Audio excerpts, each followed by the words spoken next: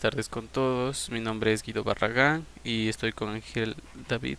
En esta ocasión vamos a extender un poco lo que es el Notion que elaboramos a través de lo que es el material que nos adjuntó el profesor Jaramillo, con el cual vamos a proceder a dar una explicación breve de lo que es la unidad uno para que los estudiantes de fundamentos de programación puedan entenderlo de mejor manera. ¿Ok? Bueno, a continuación mi compañero les va a expandir un poco más el tema. Bien, ahorita les voy a compartir lo que es el Notion que hemos realizado para que se pueda comprender de mejor manera lo que es el tema. Bien, ahí creo que se ve bien, sí. Ya.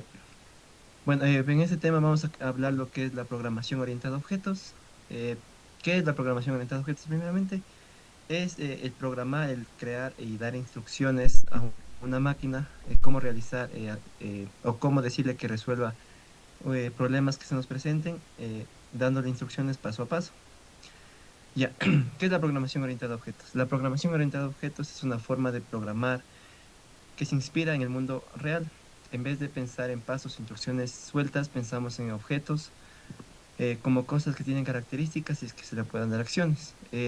Basándole esto en la vida real, tenemos muchos objetos que podemos transformar hacia código, como por ejemplo un carro, un teléfono o varios objetos y qué acciones se pueden o qué acciones le podemos dar a estos objetos. Tomémoslo más como que significa construir con bloques de Lego, donde las clases son los modelos como las personas y los objetos ya son las características que tienen. Por ejemplo, como dijimos, la clase es persona y el objeto va a ser, por ejemplo, Ana, que sus acciones va a ser que puede correr, caminar, alimentarse, dormir, entre otras cosas. Tenemos lo que nos va a facilitar lo que es programar, tenemos que es un IDE. Un IDE es un entorno de desarrollo integrado, que es la caja de herramientas donde escribes, ejecutas y depuras un código. Qué queremos decir eso? Que prácticamente un IDE es nuestra oficina, la oficina de un programador, donde contamos con varios componentes, como lo que es el editor de código, donde nosotros podemos escribir nuestros códigos, ya sea para varios lenguajes.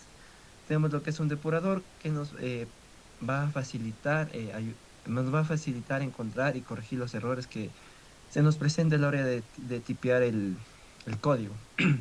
Tenemos también lo que es un compilador, que básicamente es la traducción de el código hacia la máquina para que ésta lo pueda procesar y lo entienda de mejor manera y nos pueda ayudar a solucionar el problema.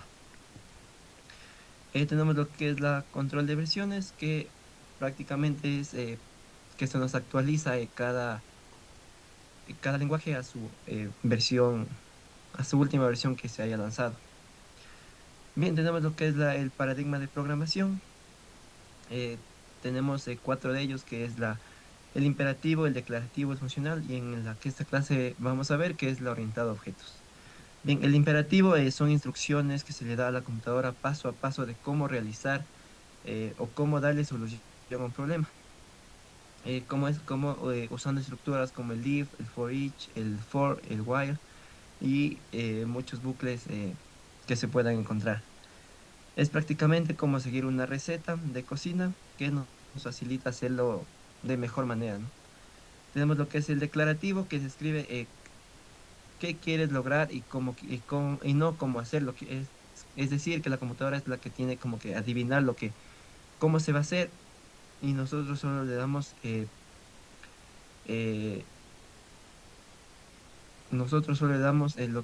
a lo que queremos llegar. Tenemos lo que es el funcional, que usa funciones puras y evita alterar datos, ideal para tareas matemáticas y procesamiento de datos. ¿Qué quiere decir esto? Que en vez de darnos tanta vuelta, solo le damos los números, lo que se quiere, a lo que se quiere llegar, la suma, la resta, la multiplicación, y nos envía el resultado directamente sin hacer necesario que se haga mayor dificultad en el código. Y finalmente tenemos lo que es la programación orientada a objetos, el paradigma de la programación orientada a objetos, que nos basamos en todo, que nos basamos en todo hacerlo como objeto, que representa, como lo dijimos anteriormente, que representa cosas del mundo real y que se les puede dar acciones o que ya tengan acciones. Tenemos los conceptos fundamentales de la PO, que son las clases, los objetos. Tenemos lo que es el encapsulamiento, la herencia, el polimorfismo y la abstracción. ¿Qué son las clases? Las clases son los moldes o las plantillas. Los objetos son las instancias reales que se le da a una clase. El encapsulamiento se basa en proteger los datos del usuario, dando los atributos privados y se los puede llamar usando los métodos getter y setter. Tenemos lo que es la herencia, en la que una clase hija reutiliza el código de una clase padre. Tenemos lo que es el polimorfismo, que es un método donde puede comportarse de diversas maneras un objeto según la necesidad. Y tenemos lo que es la abstracción. La abstracción básicamente nos sirve para abstraer todo lo en común entre métodos y atributos que tenga el objeto, eh, sacarlos en común y crear la clase padre, como lo habíamos dicho, y luego crear la herencia. Aquí tenemos lo que es un ejemplo entre clases y objeto, que en este ejemplo nuestra clase va a ser persona, que va a tener atributos como el nombre y su edad. Tenemos lo que es el constructor, que en este caso no es un constructor vacío, va a ser un constructor con parámetros. Tenemos lo que es aquí el- la edad y el nombre están en atributos privados, por eso se va a usar el método getter y setter para poder otorgarle lo que es un nombre y una edad. Tenemos lo que es aquí los atributos o los métodos, que en este caso va a ser que la persona puede saludar y en este caso va a imprimir hola soy y el nombre que se le dé. Para crear objetos, lo que llamamos instanciar, tenemos lo que aquí es llamamos a la clase persona, el nuevo objeto que se va a instanciar, y ponemos lo que es aquí, lo que aquí es el nombre y la edad, y llamamos al método. En este caso, una vez ya se lo pase el código a una plataforma como el Java, a nosotros poder ejecutar, nos va a salir, hola, soy Ana, y solo Ana, porque no hemos llamado lo que es la edad, entonces sería, hola, soy Ana. Aquí tenemos lo que es herencia, que nuestra clase padre en este caso va a ser lo que es un animal, que va a tener un nombre y su método va a ser hacer un sonido. Aquí en este caso no tenemos un constructor, por lo cual reconoce como un constructor vacío. Entonces, en este caso, el animal va a hacer un sonido y va a imprimir el animal hace un sonido. Y para practicar lo que es herencia, aquí creamos otra clase, pero para que se pueda visualizar lo que es la herencia, tenemos que poner la palabra extends de animal, entonces, y poner la palabra override. En este caso, lo que va a hacer, que en este caso vamos a cambiar poner el perro ladra y también va a imprimir lo que es el animal hace ruido.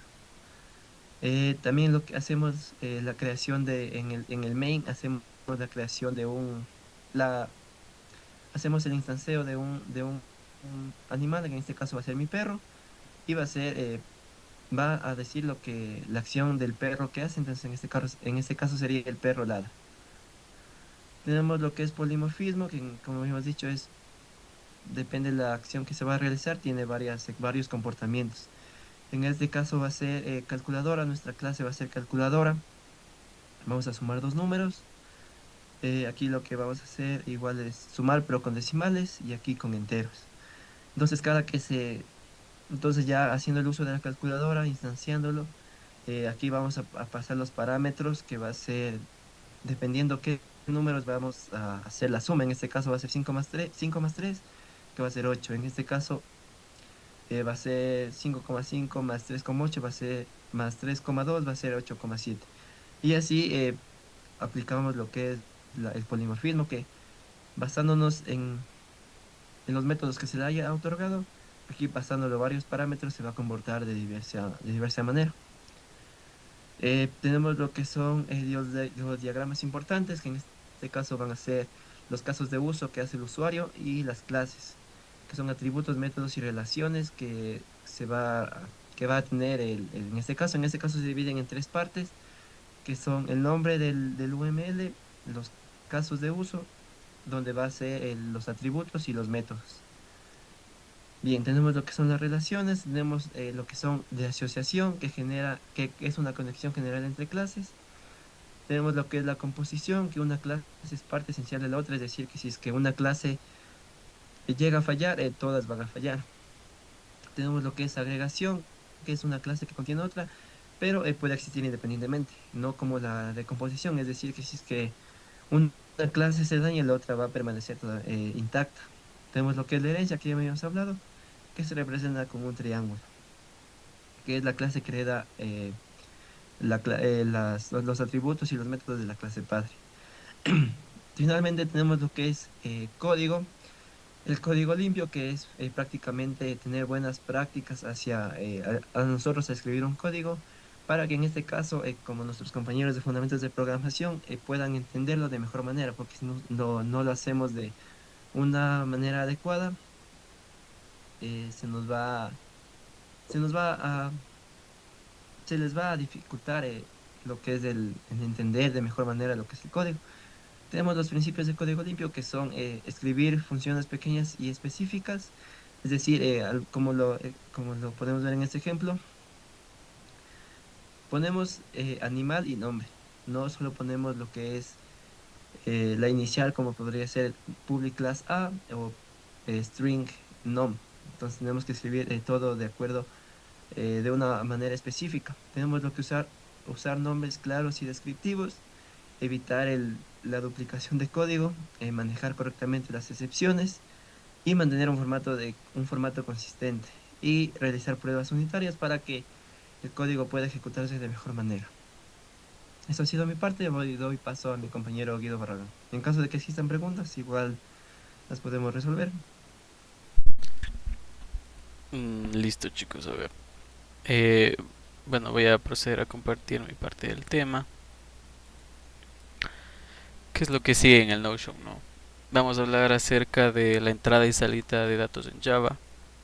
Respecto a lo que dijo mi compañero, como este video está dirigido a un público que acaba de cursar lo que es fundamentos de programación, cabe recalcar que pues en mi experiencia y en la experiencia que he visto de muchos estudiantes, lo importante no es que entiendan al menos el código es algo adaptable, ok, el código es algo que se va adaptando a los lenguajes de programación, o sea, no es que la PO se puede programar solamente con Java, que seguramente es el que les van a dar, o en Python.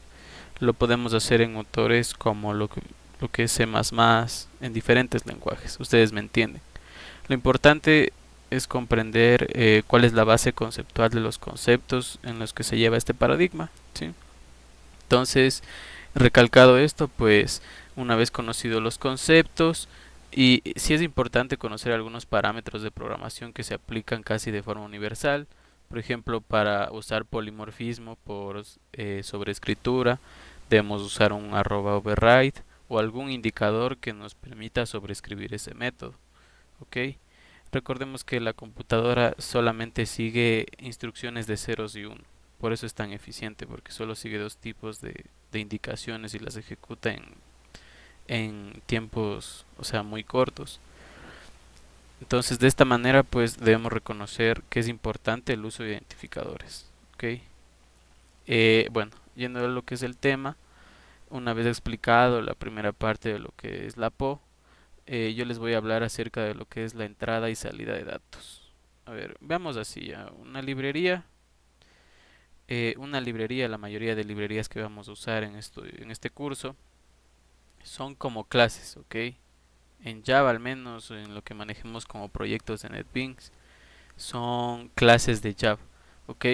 Son clases que debemos, por lo tanto, como mi compañero les mencionamos en la base conceptual, debemos instanciarlas en el código main para que éstas puedan ser utilizadas. Bueno, no necesariamente en el código main, sino donde las vayamos a usar. ¿Ok? Recordemos que las clases se pueden usar en otras clases haciendo relaciones de composición, eh, de relación. Recordemos esto, ¿no? Cuando estábamos aprendiendo a hacer los conectores entre las relaciones, recordemos que habían 7 tipos de relaciones y cada una venía definida. Todas estas relaciones vienen representadas en el código. Por ejemplo, tú cuando pones que un array list va a estar compuesto, yo que sé, de una clase, eso ya significa composición. Y este array list está dentro de otra clase, todo eso debe estar representado en UML. Así que vuelvo y repito, no nos apresuremos al código, primero debemos entender cómo es que funcionan las relaciones. Una vez extendido todo esto, eh, el código es sumamente sencillo, o sea, no es tan difícil de adaptarlo. Bueno, volviendo al tema, ¿no? En lo que es el escáner, debemos importar de los paquetes de Java Util, ¿ok? Ok, los paquetes se llaman Java Util y la función que vamos a usar de este paquete es scanner, ¿ok? Entonces, como podemos ver, aquí tenemos nuestro indicador, import Java Util Scanner, ¿sí? Y podemos ver que no hay mayor referencia, ¿no? Es como instanciar una clase scanner, que es el nombre de nuestra función, y este escáner es solamente un indicador, ¿ya? Ok, es el nombre que le vamos a poner al escáner que vamos a usar en este main o en esta clase, etcétera. Este nombre puede ser de cualquier tipo. Como mi compañero les estaba mencionando, es una buena práctica de código limpio, pues usar indicadores, usar nombres descriptivos, ¿ok? Entonces, scanner, el nombre de por sí ya lo define de muy buena manera, por lo que es recomendable también a lo que es la solicitud de datos por consola, nombrarla como scanner, ¿ya? La instanciamos, ¿ok? Con el comando new y debemos especificar en qué parte la vamos a usar, ¿ok? Para la solicitud de datos obviamente es en el system in. Este es el único que vamos a estar manejando en lo que es con el escáner y se usa más que todo para la solicitud de datos por consola, como ya les mencioné. Y bueno, aquí tenemos también pues lo que es la salida de datos, ¿no? Recordemos el south con el shift nos va a imprimir de una vez pues el system out print line que nos va a posibilitar la salida de datos con un formato, con un salto de línea, ¿ya? ¿Ok? Es como en el C++, ¿no? Poníamos el slash o no sé cómo se diga esa, bueno, la liñita y la n. Este ya viene incluido con este comando, ¿ok?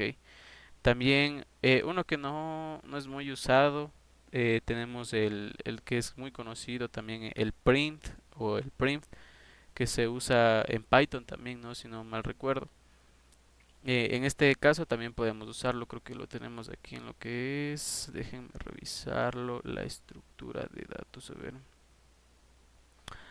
Eso es lectura y escritura de datos por consola, por aquí está, verán muchachos, pueden revisarlo en su libro que seguramente el ingeniero les va a proporcionar.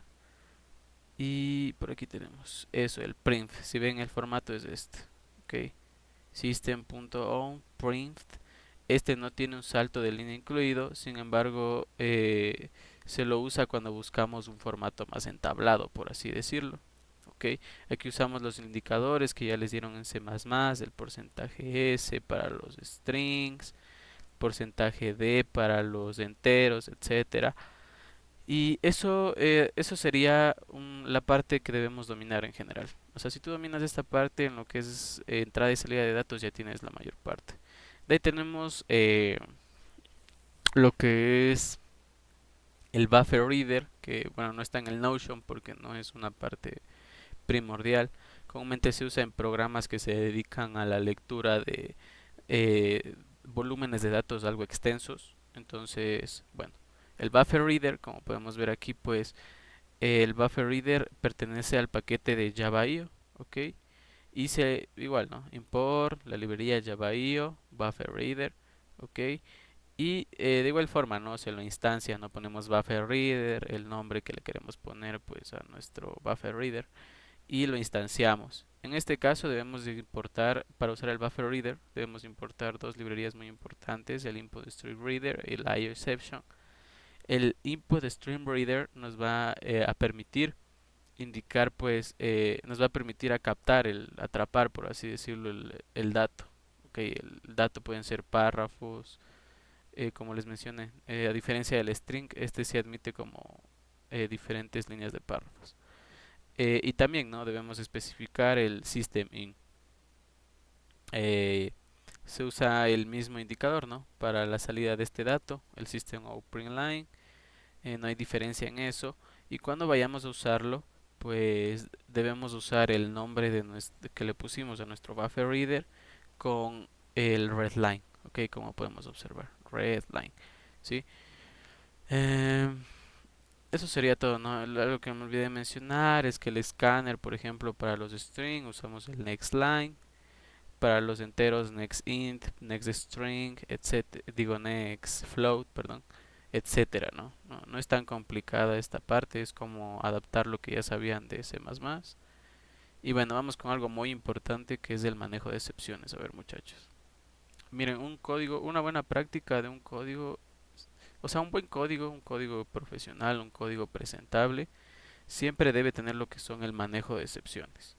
Ok, seguramente el ingeniero les va a mencionar o les van a mencionar sus profesores, que es muy importante comprender qué es lo que solicita el usuario y los errores que puede cometer el usuario, ¿sí?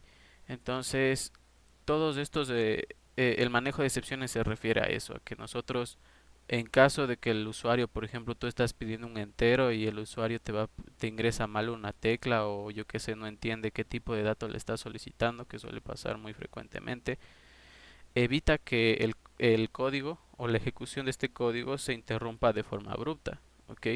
Vamos a tener un resultado, vamos a poderle tirar un mensaje o una instrucción en caso de que haga una mala entrada. Sí, es un tema un poco extenso porque existen varios tipos de errores. Aquí debemos comprender lo que son eh, las excepciones y los errores. Ok, los errores, por así decirlo, están fuera de nuestro control y del control del programa, no son reconocidos. Ok, y bueno, existen varios tipos de errores. Existe también eh, los runtime, errores en tiempo de ejecución, etcétera. Eh, Listo, a ver. Volviendo a lo que es el buffer reader. Bueno, hagámoslo con los del string, ya. Cuando tú vas a pedir datos con el escáner, ya, te ingresa mal un dato. Ustedes ya conocen el formato del try catch, ok. Tenemos funciones ya. El try, por así decirlo, atrapa el código que queremos probar que sí funciona. El catch eh, va a atrapar el error. ¿Qué tipo de error vamos a manejar? Por ejemplo, aquí tenemos un tipo de error aritmético. También existen errores de entrada que ahí se usa pues eh, el input exception, algo así. Sí, el input exception y que es para el manejo de malas entradas de datos. Y en el caso específico de los datos de Buffer Reader, porque recordemos que es un dato especial, por así decirlo, que captura grandes volúmenes de datos, se usa el IO Exception, ¿no? Que es la tercera librería que importamos, ¿no? Que les dije que es muy importante. Entonces el IO Exception nos reconoce el error que se puede cometer al momento de estar leyendo un documento, yo por así decirlo, ¿ya? Eh, el finally es un código que se va a ejecutar independientemente de pues de que salgan bien las cosas en su programa, de que todas las entradas hayan sido correctas, igual se va a ejecutar. Existe un error, igual se va a ejecutar. Eso es lo que tenemos que entender respecto al manejo de excepciones. ¿Ya? Lo demás es una base teórica que igual deben dominar. Sin embargo, esta es la base modular de cualquier código, ¿no? Siempre tienen que agregarle un try, un catch, un finally. Yo que sé, un finally, aunque no sea necesario, es una buena práctica. Por ejemplo, cerrar el escáner, ¿ok? Para liberar los recursos en sistemas que se abastecen de grandes volúmenes de datos. Es muy importante, ¿ok? También, por ejemplo, el finally nos puede servir para imprimir aquí un, un mensaje que indique que el programa ya no se está ejecutando, etcétera, etcétera. Ya. Respecto a los arreglos, ustedes ya los conocen bidimensionales, incluso tridimensionales. Respecto a lo que es la PO, en el lenguaje de Java, su formato es muy similar a lo de C++. Incluso es mucho más sencillo el manejo. Y bueno, el recorrido se da por bucles, ¿ok? El recorrido se da por bucles. Más adelante nuestros compañeros Aldair y Irving seguramente les van a explicar lo que son los tipos de arreglos, por así decirlo, que existen, que vamos a encontrar que podemos acceder a un dato asignándole una clave a ese dato, un identificador. También vamos a poder almacenar datos de forma ordenada, ¿sí? Y eso, ya. Pero en este caso vamos, en la primera unidad solamente vamos a ver lo que son los array list, ¿sí? Necesitamos, claro, ¿no? En Java, eso me olvidé de mencionarles, que bueno, los arreglos que existen en Java por defecto son los arreglos estáticos, ¿sí? Los arreglos estáticos. Los arreglos estáticos son arreglos que definimos con un número ya de índice, ¿ok? Que ya definimos qué cantidad de datos va a tener este arreglo. Ya está definido en el programa, ¿ok? Por eso se le dice estático. Y bueno, ya para imprimir elementos de un arreglo estático es una lógica, ¿no? Por ejemplo, para declarar un arreglo, tipo de datos del arreglo. Entre llaves, entre llaves vamos a poner pues la magnitud de este arreglo. Y en el System Out Line vamos a acceder pues a los datos del arreglo, ¿no? Se lo accede, ¿no? Con el índice. Recordemos, ¿no? El índice siempre se accede con el nombre del arreglo y su índice. Podemos recorrerlo con un for. Una buena práctica para el ahorro de recursos, de memoria, etcétera, es usar un for each, que ustedes también ya lo conocemos. Y listo, recordemos que es posible crear un arreglo de objetos, misma sintaxis, tipo de dato, obviamente nuestra clase, como podemos observar, volumen de datos y el nombre del arreglo, ¿sí? Em, Eso es sencillo, ¿no? Hacer un arreglo de objetos, es lo mismo. El problema es cuando tenemos lo que son arreglos dinámicos. Debo hablarles acerca de lo que es la función length, que nos permite, eh, o sea, es una función que se adapta al número de elementos. El número de elementos va a definir la magnitud de nuestro arreglo, ¿sí? Eso es todo. También tenemos que reconocer lo que es el array list. En esta parte de arreglos lo tenemos, sí, claro que sí. Y listo, a ver, arreglos dinámicos, exacto, ven. Arreglos dinámicos,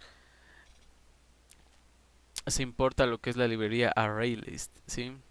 Que pertenece al paquete de Java Util, o si no me equivoco, sí. Sí, ven, Java Util, ArrayList, se puede añadir elementos con el punto add y, y listo, ¿no? Le agregamos un valor punto add. Obviamente los arreglos dinámicos no se van a poder acceder por lo que son un índice, es algo un poco más complejo. Em, Podemos recorrerlos con un for each y hacer la búsqueda del valor que estamos buscando. En la sintaxis del for each tenemos el tipo de dato, el identificador y el tipo de arreglo que vamos a recorrer. ¿Sí? Algo que hay que mencionar en los arreglos es las funciones CRUD, ¿no? Crear ya les enseñaron. Que crear es lo que les estaba explicando. Leerlos con los bucles, for each, recomendable. eh, el update, la actualización de los datos, existen dos formas de hacerlo, ¿no? Igual, ¿no? Cuando les expliquen lo que son los mapas, les van a decir que, por ejemplo, en HashMap y en Hashed es algo un poco más complejo la actualización. En HashMap no existe la actualización de datos, solo existe su eliminación y posterior creación. Y listo, para la actualización usamos lo que son las funciones set, ok, indicamos el índice y el valor que le queremos asignar y listo. Y la eliminación se le da con un simple remove. Eso sería todo respecto a los arreglos.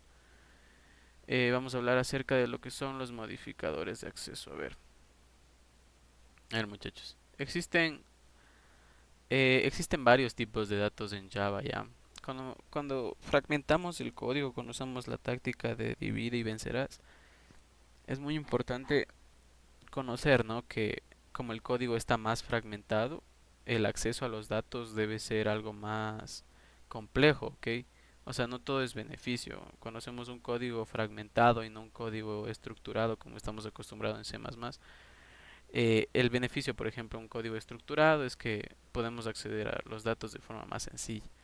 Y lo más común es que pues el programa como está de forma estructurada funcione de la manera idónea, ¿no? La manera que esperamos. Pero cuando fragmentamos el código en varias clases, hay que saber tener buenas prácticas en este aspecto también, ¿sí? Una buena práctica siempre es, por ejemplo, los datos que deben ser, o sea, o que no deben ser visibles.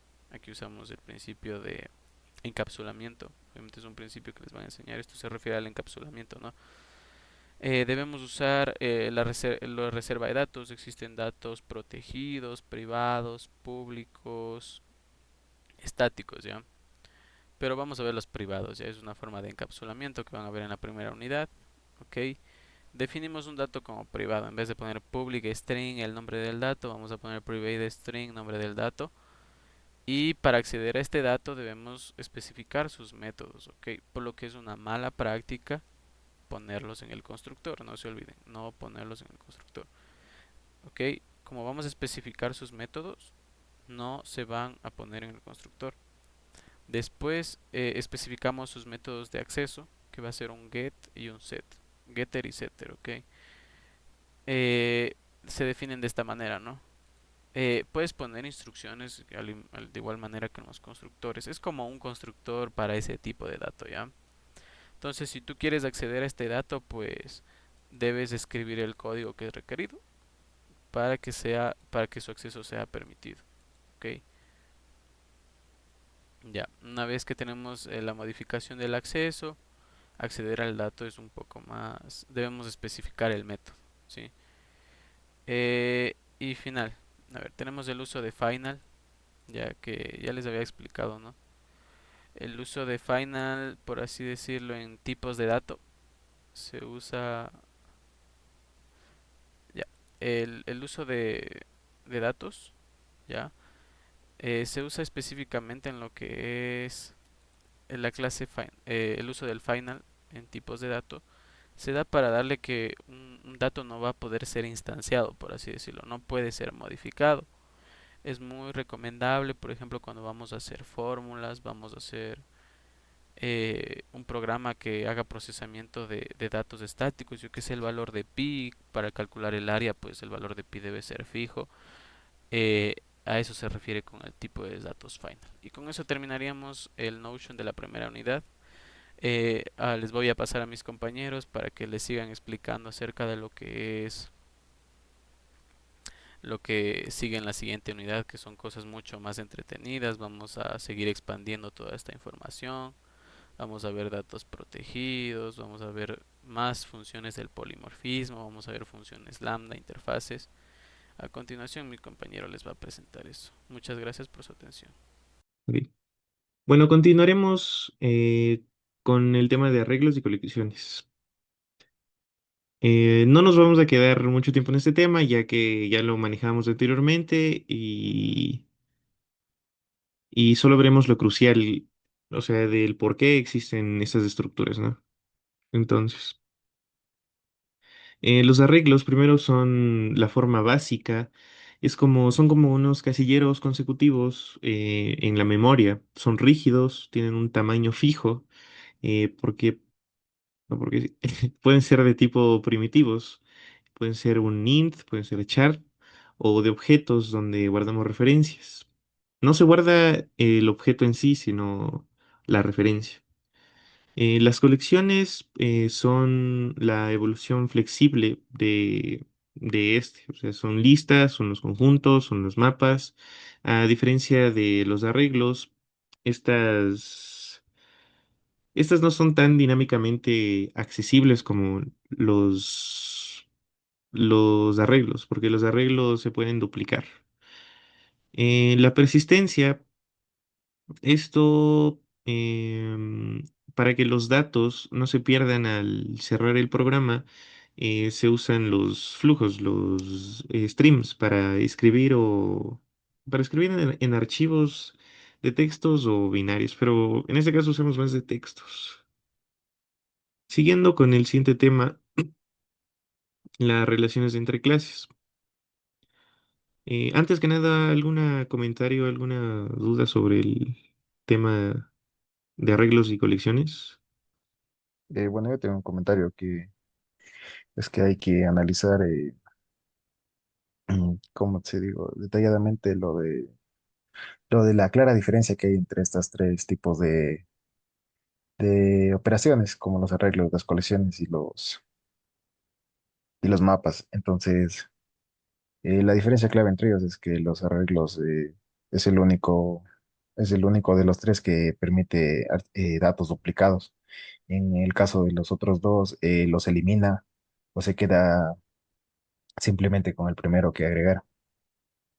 Además que en en los arreglos se importa el orden y se puede también buscar por índice o por contenido. Ok, entonces seguimos con el tema de relaciones entre clases. Em, Ahora, ¿cómo interactúan estas clases? Las clases no vienen aisladas, sino existen cuatro formas principales de conectarlas. Tenemos la dependencia, que es de un usa un. Esa es una relación esta es la más débil. Por ejemplo, tenemos ahí el ejemplo del chef y el cuchillo. El chef usa el cuchillo para cortar, pero el cuchillo no es como parte de su cuerpo, parte del chef. Entonces lo usa y lo suelta.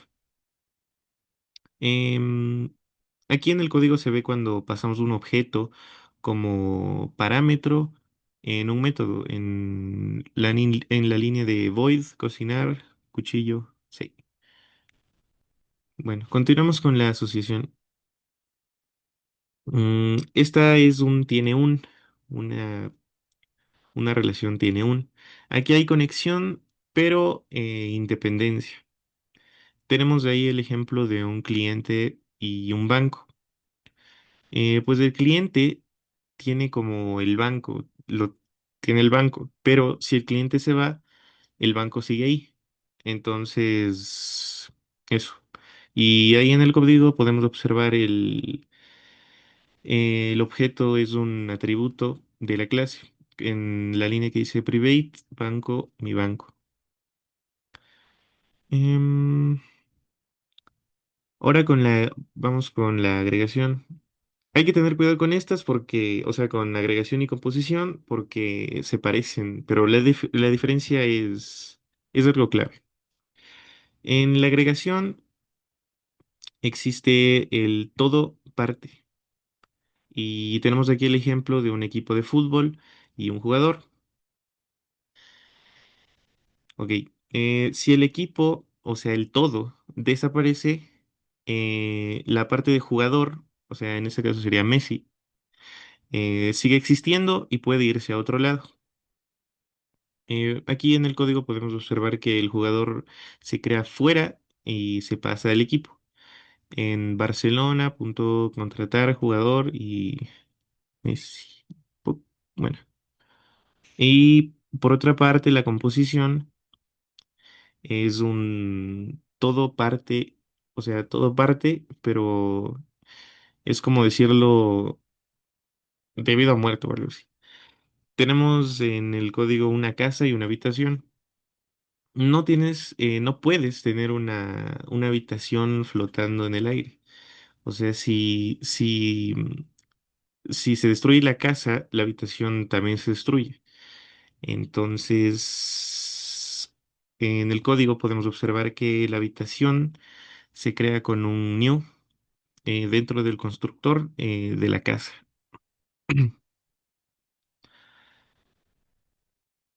Ok, continuamos con generalización. Ok, si esa es la herencia, es un. Entonces, esto es más fácil. Tenemos ahí un animal y un perro. El perro es un animal, hereda de la clase animal el comer, pero el perro tiene su propio ladrar y así seguiría si tuviéramos más ejemplos de animales. Por ejemplo, gato sería un maullar. Otro tema son las interfaces y las clases abstractas. Ah, pero antes que nada, ¿hay algún comentario o algo sobre las relaciones entre clases? Bueno, lo que hay que tener en cuenta es que estas se los puede observar, por ejemplo, en el UML se las puede reconocer por los diferentes símbolos, como se tiene aquí, que la agregación se le identifica por una raya con un rombo vacío, la composición con una raya y un rombo coloreado, la herencia con una raya y una flecha vacía, y la dependencia con una línea entrecortada y una flecha. Eso es para identificarlos visualmente. Y dependiendo del código que queramos realizar, podemos optar por cualquiera de estos tipos de relaciones. Ok, entonces continuamos con las interfaces y las clases abstractas de sí. A veces se necesitan plantillas que no se pueden instanciar por sí solas.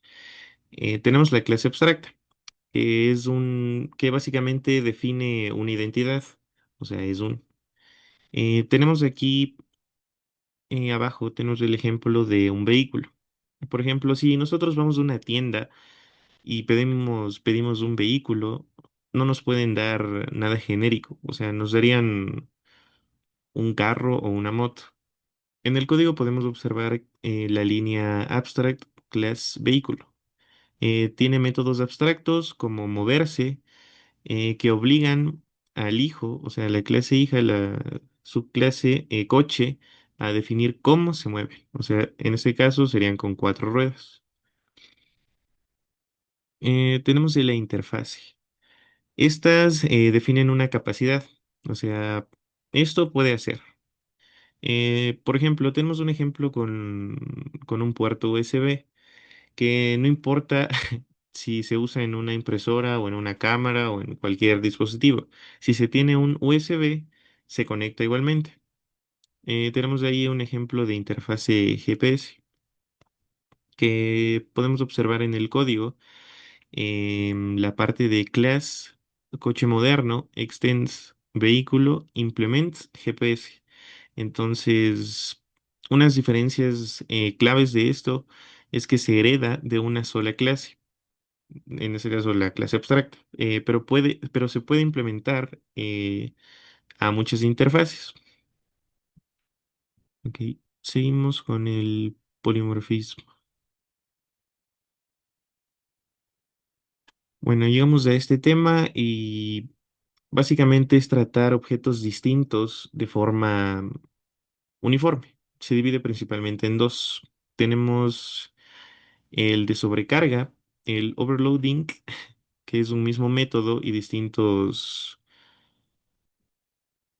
En el código tenemos dos métodos: licuar string fruta y licuar string tipo int velocidad en la misma clase .java. Em, y esta clase, o sea, Java, sabe cuál usar por los parámetros. Continuando, tenemos la sobrescritura, el overriding.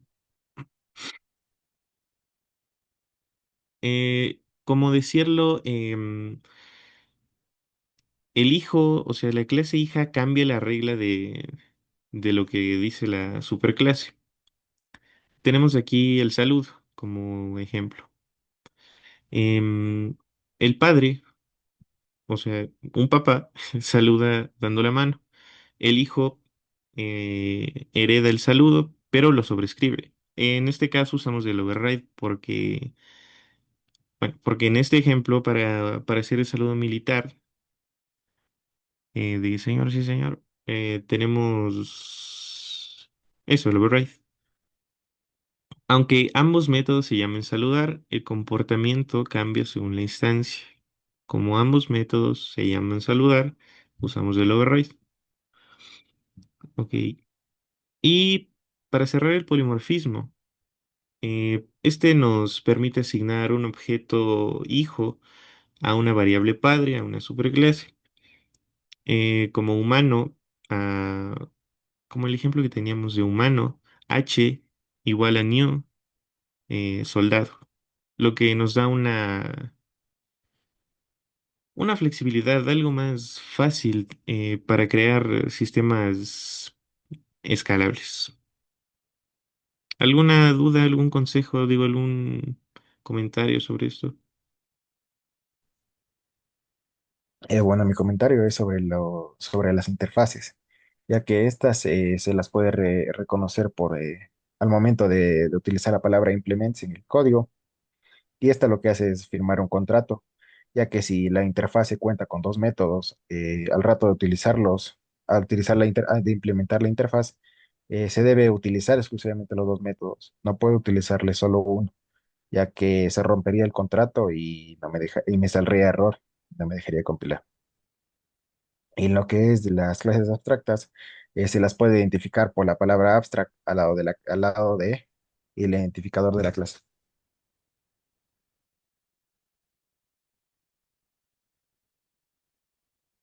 Y bueno, y continuamos con lo que es las funciones lambda, que son expresiones compactas que representan funciones anónimas usadas para pasar comportamientos como parámetros, como por ejemplo en filtros o en ordenamientos.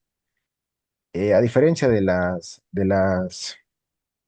interfaces normales, en las funciones lambda solo se puede utilizar exclusivamente un método, no podemos utilizar más. Y en cuanto a la sintaxis, parámetros, flecha y la expresión que tengamos, o parámetros, flecha y bloque de código. Se usa mucho con interfaces funcionales, como ya dije, una sola función abstracta. Aquí tenemos un ejemplo en Java, donde defino una sola interfaz funcional, un solo método, y aquí podemos ver cómo se le haría, cómo se le haría en la forma de usual que nosotros podemos utilizar. Como se puede ver, instanciamos la clase, la sobreescribimos con el override, pero con la función lambda, que es más moderna y más corta. Java ya sabe que saludo recibe un string, entonces no hace falta poner el tipo. Directamente le instanciamos saludo, nuevo saludo, igual a nombre y el conjunto de, de comandos o de órdenes. Y lo comprobamos mediante el método. ¿Hay algún comentario sobre esto? Eh, para dejarlo claro, o sea, tendremos que las lambdas introducidas en este Java simplifican mucho la programación funcional, que se basa en el código y mejoran la legibilidad, o sea, que se entienda mejor. Ya no sabré qué más. Ya, continuamos con la verificación y la validación. En cuanto al concepto de calidad de software, el grado que el software cumple requisitos funcionales y no funcionales, en cuanto a la correctitud, rendimiento, seguridad, mantenibilidad, etcétera. En cuanto a las técnicas de verificación como inspección o análisis estático, revisiones de código, chequeos automáticos, análisis sin ejecutar el programa para detectar errores tempranamente. Técnicas de validación o pruebas de unidad. La ejecución de software con casos de prueba para comprobar lo que hace que un usuario necesita. En pruebas de unidad se testea cada clase o método de forma aislada. Aquí tenemos un ejemplo de una calculadora donde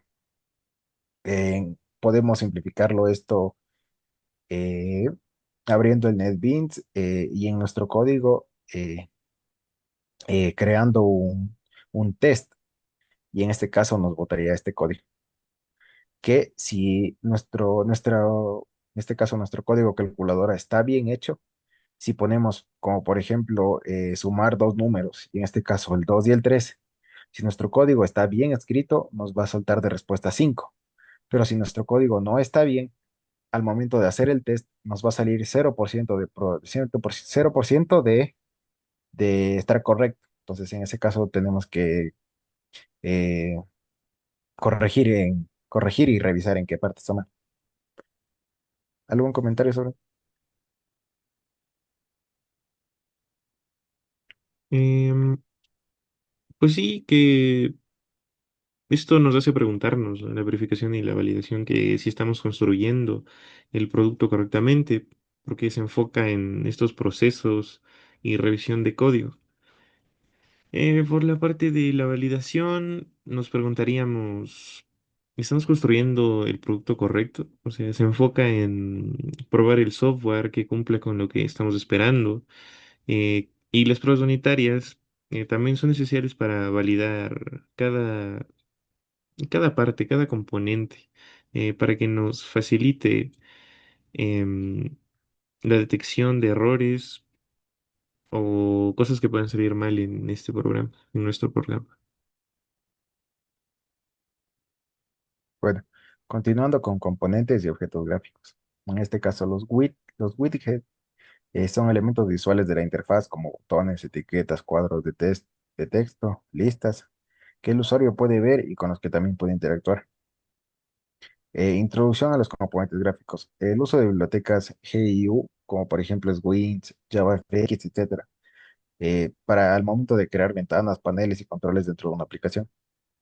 También tenemos los que es formularios, menús y tablas, que es para construir interfaces más complejas y completas, con formularios con campos, menús de opciones, tablas para mostrar lista de datos, etcétera. Gestión de eventos. Un modelo donde los componentes generan eventos, ya sean clics, teclas o de selección. Y el programa define listeners u oyentes que responden a esos eventos. La integración de componentes gráficos y clases. Lo que es la conexión de la lógica del programa. Clases de negocio con la interfaz gráfica, aplicando patrones como MVC para separar vista y lógica. En este caso tenemos un ejemplo del código de la creación de una ventana, un panel y un botón.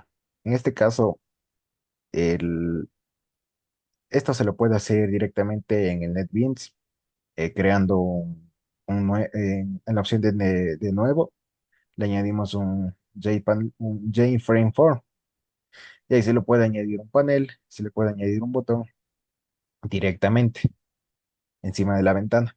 Pero en este caso, en el código sería representado de esta manera. Primero creamos el panel, bueno, encima de la ventana ya creada, le creamos el panel, le añadimos un color, en este caso cian para distinguirnos de la ventana. También creamos un botón y podemos ponerle en este caso lo que va a decir adentro del botón, que hagamos clic aquí en este caso y agregamos el botón al panel. Y también agregamos el panel a la ventana y hacemos visible la ventana mediante el código ventana.setVisibleTrue. ¿Algún comentario sobre? Mm, o sea, crear estos GUIs no solo sería implementar widgets, sino diseñar toda una arquitectura que separe como la parte lógica de la gráfica. Como lo mencionaste con MVC y MVP, la gestión de estos eventos es en lo que se centra todo esto, es que cada acción del usuario desencadena un evento, una acción que lo debemos manejar correctamente. Frameworks modernos como JavaFX, que lo habías dicho, em, ofrecen propiedades eh, que reducen como la unión entre la interfaz y el código y el modelo. Como último tenemos lo que es las bases de datos NoSQL. En este caso son sistemas de almacenamiento de datos que no siguen ningún modelo relacional tradicional, como tablas, y diseñados para la escalabilidad y la flexibilidad. En cuanto al acceso a base de datos, usamos bibliotecas o APIs para conectarse a una base de datos NoSQL, como por ejemplo la que nos mandó el ingeniero a revisar como MongoDB. en la cual utilizábamos podíamos hacerlo directamente desde la aplicación o desde un editor. En ese caso, en la aplicación nos hacía que usemos el lenguaje JSON, en donde se trataba todo como colecciones. En ese caso, la unión de documentos era igual a una colección. Y mediante el lenguaje JSON, que es parecido, podría decirse, al lenguaje de Java, se lo mandaba a la base de datos. En ese caso, al momento de el, al momento de utilizar el lenguaje JSON, también automáticamente se creaba un documento en JSON, que es el mismo, pero en bytes.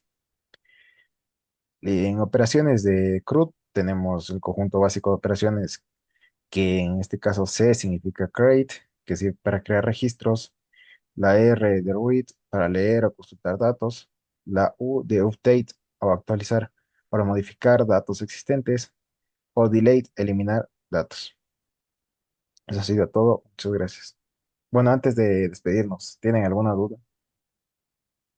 Un comentario para añadir a lo que acabas de decir, pues que estas bases de datos no SQL, a diferencia de las bases relacionadas, primero estas bases de datos o sea, no SQL, pueden ser documentales, claves de valor, gráficos, y estas están diseñadas para escalar como horizontalmente y manejar datos que no están estructurados al 100%, o sea, están como semiestructurados.